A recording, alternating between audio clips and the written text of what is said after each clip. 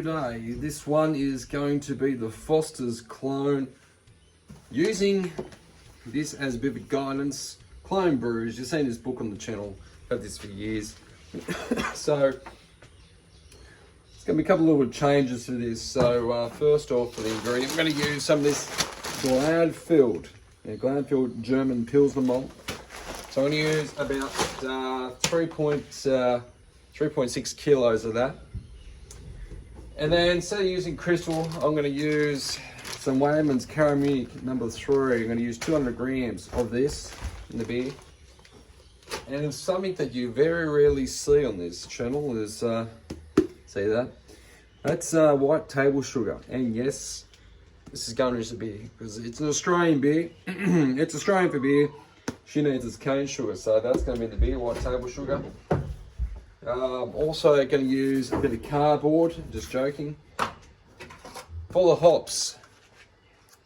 What's that? That's not anything you probably wouldn't see on the channel very often. Pryor Ringwood hops. Now this is the Pryor Ringwood in the clone book, alpha acid, is a measly 4.1%. Well, this is 10.5. This is normally how I've had Pryor Ringwood's normally a high alpha acid. So I had to drop that down compared to the recipe. So always take note of that. And for the yeast, I'm going to be using Nova Lager. Nova Lager yeast, I just love it. And geez, it creates a great product. So we shall get the grains, we shall mill our grains, and then we shall mash our grains, drain our grains, and boil the wort. And then see if we can make the most iconic beer in Australia, of the world, that it's actually, as everyone knows, it's pretty much everyone knows now that Foster's is pretty much non-existent in Australia, and it all comes down to marketing, simple as that. Comes down to marketing, and if you had, I always say you had 5 Coal United beers, Coal United who brew it's a Coal United beer for Australia. If you got 5 of their beers and a blind tasting, you could not pick Foster's out, or they wouldn't be able to pick their favourite beer out. I highly doubt it. The only one you'd be able to pick out is Victoria Bitter, because it's so got that real weird bitter twang to it, bit harshness. But anyway, let's do this. Tell you what, you wouldn't get a better day for a brew day, would you? Look at that.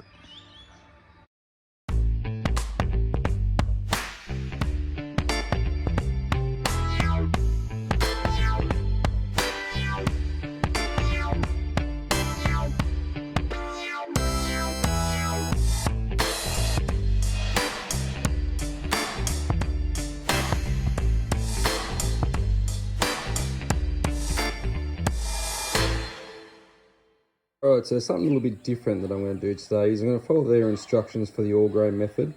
I am going to do that half an hour mash at 50 degrees Celsius. I'm going to boost it up to 65.5 for 60 minutes. I have been doing about probably an hour and a half mash recently anyway, trying to get as much so much starch is turned into sugars, get maximum efficiency.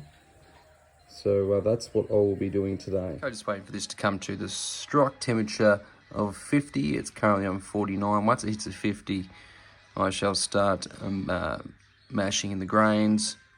So we're doing that for half an hour, and it's getting lifted to 66 for an hour.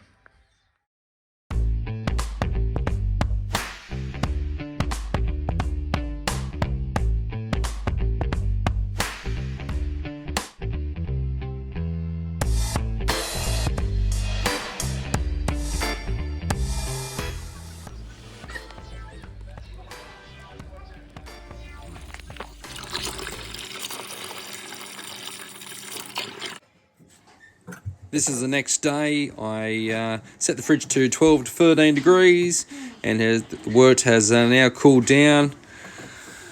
It was 34 degrees going into the fermenter. I'm going to take the gravity, and then I'm going to just pitch 2 packets of the Nova Lager yeast, no starter, just straight on top.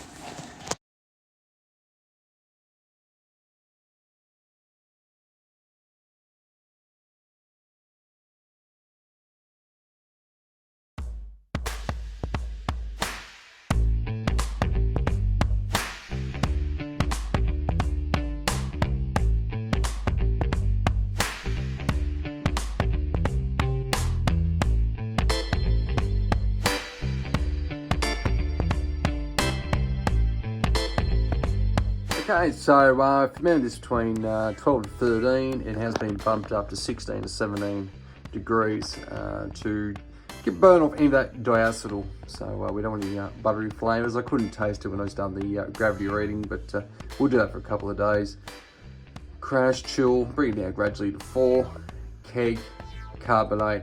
We're going to try to lager it for a week or two, and then we shall do the test. Okay, so it has been a week for the Foster's clone, and just doing a gravity reading today, and nearly at 10.09. So this beer is possibly going to be around 4.5%.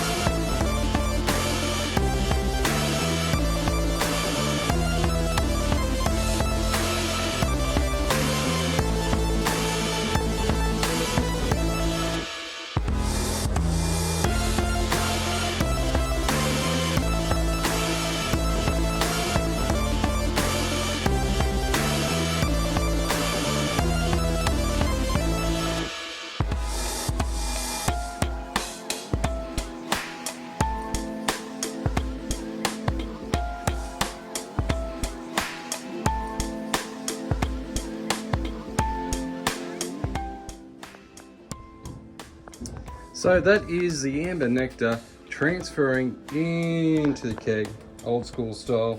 So what I'll do is I'll get the lid on that and I'll burp it about 5-6 times. And that has been crash chilling for a week too, by the way. That's been crash chilled for over a week at 3 to 4 degrees. Okay, the colour's beautiful. You can see that the camera's picking it up. That looks like a Australian adjunct lager. So we'll get that in there, I'll burp it. What I'm going to put it back in this fridge at 3 to 4 degrees, and we'll lager it for a couple of weeks, and then I will carbonate it, and then we'll do a taste test. Today we have a very special guest joining us. It is the one and only Swilling Grog.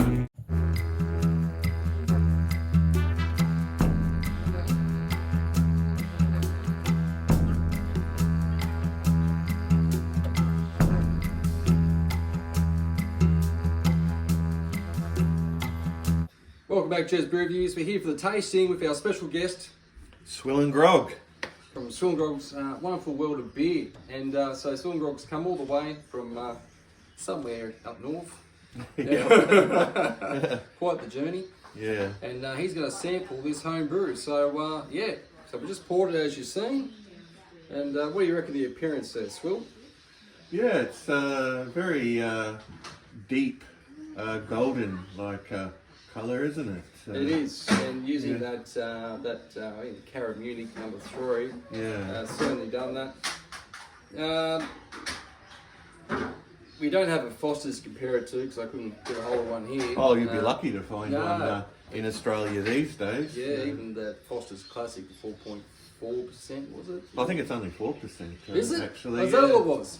Yeah, made to be the same ABV as the British variant. Oh, yes. Yeah, sell it to expats. Expats, yeah. So this one turned out, I don't know, about 4.4, 4.5. Head retention is a little bit disappointing on it, but the colour's right, got the colour there. And Oh yeah, well Hogs used to always call it the amber nectar. yeah, So it's the definitely- golden fruit charmer. Yeah. But Yeah. no, it looks pretty good. Yeah. Anyway, let's get into it. Cheers, mate. Thanks Cheers. for coming all this way to try the home brew. Yeah. Get into it.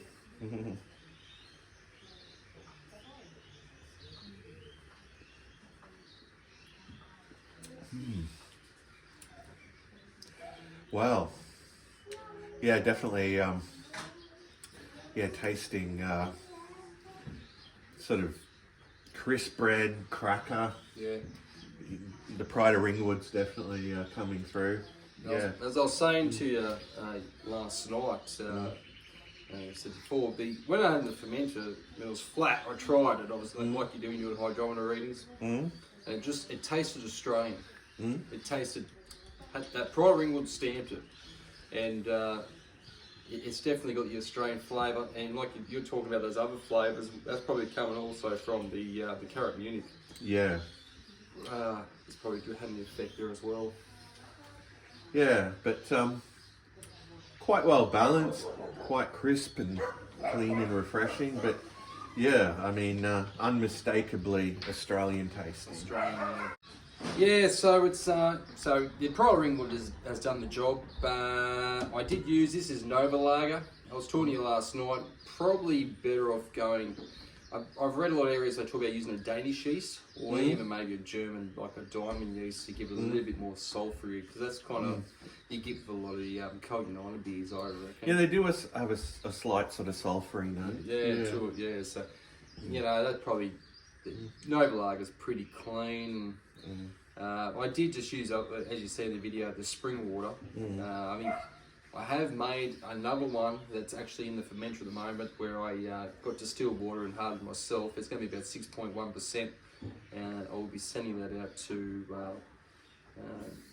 Swill, Hef, and K-Man. K-Man can have a bottle too. He'll probably like that. It's a bit like a really Australian malt liquor, nearly. Yeah. What's malt liquor sale? 6. Oh, 5 point something. Is that or what? other, yeah. Yeah, was it There five? are a lot that are only like 5.6. Yeah, and above. Yep. Yeah.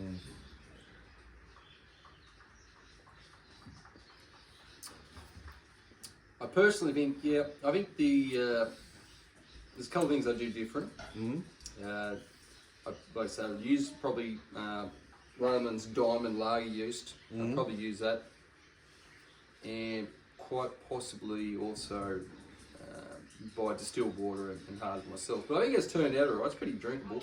Oh, it's very drinkable. I think I mean superior to most beers that you get on tap at an Aussie pub. You know, if a lot of places made this, even a lot of craft breweries, they made something similar. So I reckon it's still pretty good. Yeah. And they get a little bit too fancy, don't they? They try a bit too hard. Yeah. A lot of punters, their regular punters just want a Pryor Ringwood tasting lager, pretty much. Yeah. That's what I feel. Yeah, so that Tettnang I used was only 4.7% alpha acid, so you got to use more hop. Where the Pryor Ringwood, you'll be careful, you're not making a bitter bomb with such a high alpha acid. And in the clone book, the alpha acid for the Pryor Ringwood was only like 4.5% or something, which is ridiculous. I've never come across a Pryor Ringwood with such low alpha acid, so I think they had that wrong. So just if you ever go do that, just remember the adjustment. Righto, so yeah, it turned out alright. I think Hogue's be proud of it. Oh, most definitely. You drink that, they'd probably drink this at what we're talking about, Walkabout Creek, isn't it? Yeah, Walkabout Creek. Yeah. The last place in Australia where you can get Foster's. Yeah, that's right. Yeah. Go there one day. Yeah. Righto. I was going to say, yep, thumbs up. Turned out alright, pretty happy with it. There is adjustments like you do every time. I think when you brew a beer, you're your biggest critic. You always think, I could do that better. No, I think it's extraordinarily good. I think the addition of the Cara Munich really Just add a bit to it. adds a bit to it. Yeah. I think it was just the Gladfield's German Pilsner malt was the base, and obviously, as I showed the video, they did have cane sugar in it. White table sugar was put into the boil for 9 minutes. So you can't even tell it's. I suppose maybe it was really cooked. Yeah. Really cooked. Anyway, thanks, Swill, for coming all this way just to try me home brew. No worries, mate. And we'll see you in the next video. So, see you later. Fare thee well.